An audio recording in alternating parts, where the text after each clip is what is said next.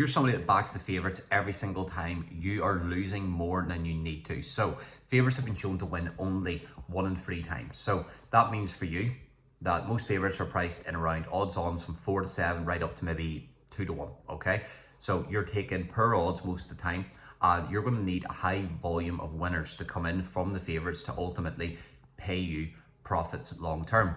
But if you take some outsiders, so let's say 5 to 1s, 8 to 1s, 10 to 1s, right up to even 20 to 1s, and even if you have them each way or back them on the nose, you are more likely to make more profit long term. Why? Because the odds show that 2/3 of the time, 66% of the time, you are going to win or profit more. So my advice to each and every single one of you is this: instead of looking at how can you get a winner, look at how you can make profit.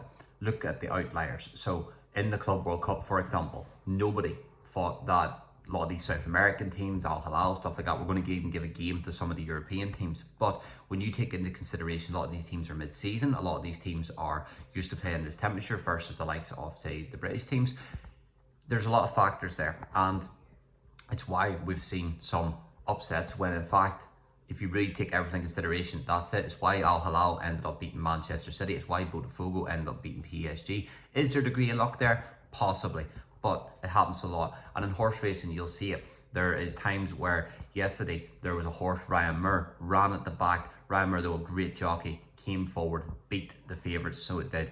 4 to 1 odds, Delacroix. It was an unbelievable race. You haven't seen it. And most people would go, oh, but the favourite's going to win, you know, it's got this jockey, this, that, the other. But when you look at it all in all, you can sometimes see things that others don't, because you're not just following what the Racing Post says, you're not following what the pundits and the people on TV are paid to say. You're making the research based on what is actually going on. And a lot of the time, you just open your eyes and look and go, right, well, you know, yes, everybody's saying this, but why are they saying that? Ask yourself that, rather than just accepting things with blind faith.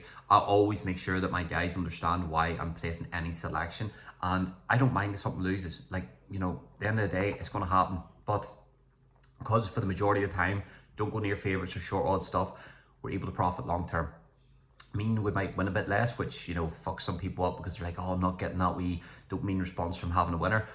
But we ultimately get profit, which is the real response that we want, which is money in the bank, seeing the bank roll go up and up and up, week after week, month after month, year after year, and ultimately allows you to make a bit of a living from this, either part-time if you want to do it that way, or you can go all in on this full-time. So make sure that whenever you are placing your bets, placing your selections, you've done your own research, you look at every single factor and variable, and be happy with that.